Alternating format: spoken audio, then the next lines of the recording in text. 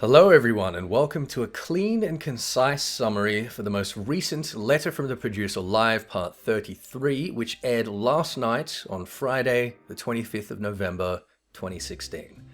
From each of these letters, we tend to get a handful of valuable details interspersed with 2 hours of banter, so today we're going to quickly explore what I personally took away as the important points for this preview of patch 3.5.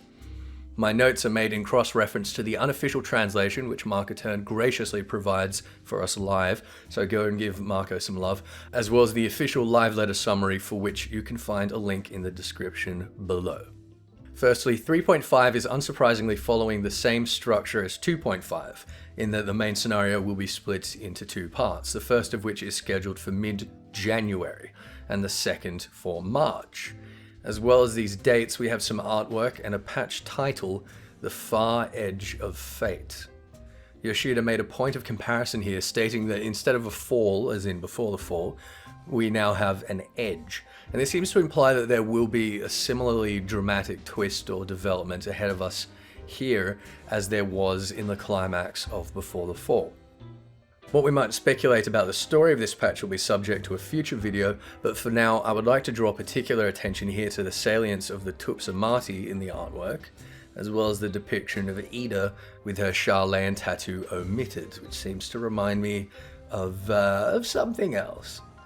Now, of course, the main staples of 3.5 will be the main scenario quest, the final member of the Warring Triad, and the third Alliance raid for the story of the Shadow of Mark, as well as a number of side quests including Scholasticate, Hildebrand, and a new animal weapon step, and an impressive number of quality of life changes. The main scenario dungeon will be Baelsar's Wall, looming behind Castrum Oriens in the East Shroud, and marking the edge of Free Eorzea from occupied Gyr Abanya beyond. It is still unclear what exactly will motivate us to strike the Castrum, but it will be necessary in order to open a path to Alamigo for 4.0. The side quest dungeon will evidently be Som Al hard mode, and all we really know of this is that we will be descending through the mountain rather than ascending as we did in the main scenario of Heaven's Ward. The Alliance raid will be focused on something which I've been predicting since way back in 3.1, Dun Scaith, the Fortress of Shadows, taken from the name of Scuthok's lair in the Ulster cycle. This is, of course, the final raid of the Shadows of Mark storyline, and we have a few screenshots here, most notably one focused on a piece of the shattered coffin of Queen Scuthok. Evidently she is now free from her ancient confines. We also heard there that the first boss of this instance will be fought from the deck of an airship, and it is quite possible that the mechanics will see players fall off the arena. Oh dear. We also get to see the Dunscaith armor sets for Tank, Caster, and Bard. Then of course we have Containment Bay Z1T9, in which we will face Zervan, final member of the Warring Triad, in both his normal and extreme iterations. We have a piece of concept art with a halberd that I very much look forward to glamouring onto my Dragoon, and Yoshida seemed to be implying that the Warring Triad questline will be finished with this chapter, so whatever closure we're expecting with regular Van Hydrus will be more likely happening here in 3.5 rather than 3.55, as I'd previously expected. And therein is going to be the majority of the meat of content for 3.5, but it seems that 3.5 will also make the Diadem completely inaccessible in preparation for its relaunch and complete overhaul in 3.5x, presumably 3.55.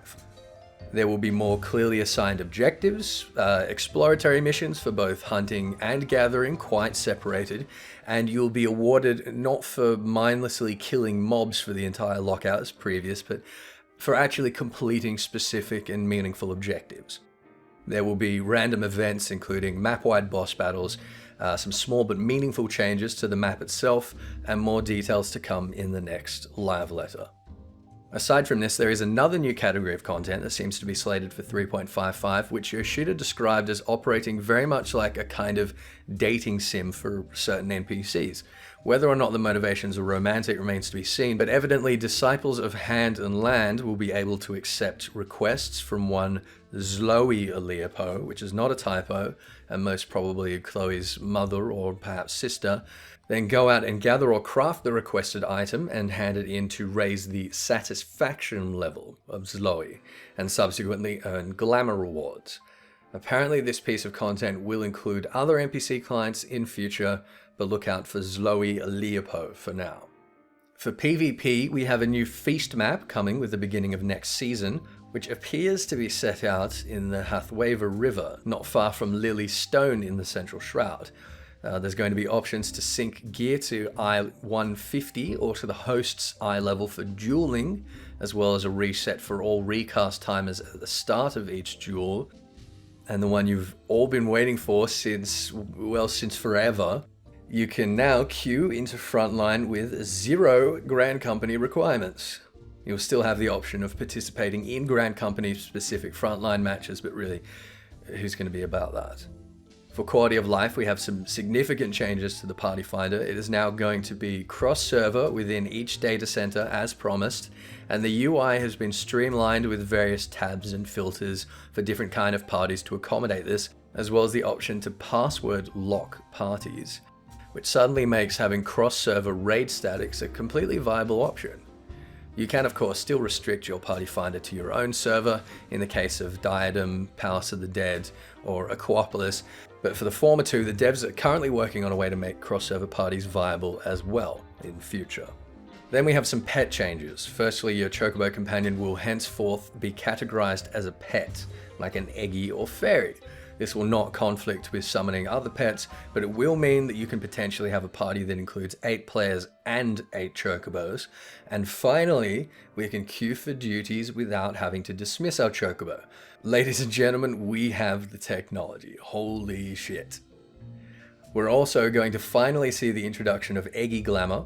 This seems to only apply to Eggies and not Fairies for now, but there will be a quest available to unlock this system to give any of your Eggies the appearance of Emerald, Topaz, or Ruby Carbuncle. Glamours for other primal Eggies can be expected in future, but for now it's just Carbuncles. Then there's the added function to preview item colors in the equipment screen and not just when applying dyes, and a number of new landscape paintings to be added as housing furnishings, which will be accessible after completing certain sightseeing logs. And finally, we have some changes to the Novice network. New players will be asked to confirm once invited and be able to opt out, and returning players that have been absent for at least 45 days and are at least level 50 will be able to set their status to returning player, as well as use the Novice network and gain bonus experience by partying with a mentor. The remainder of the live letter featured a fun but pretty inconsequential interview with Rai Tanaka, Japanese voice actor for Sophia, Garuda, and Kani Senna. She talked about raiding, Palace of the Dead, and finally they showed off some of the merchandise which will be available at the JP FanFest, which is going to be held over Christmas and will be when the next live letter is held. So look forward to the end of December for more 3.5 details and hopefully a trailer that we can dissect. The Far Edge of Fate is once again scheduled for mid-January, and until the next part, I would love to hear what you all think of this little taste of what is to come, and particularly how you think the main scenario quest might end up panning out. I hope you all found this summary informative. Like and subscribe for more, and until next time, I'm Ethys. Thanks for watching.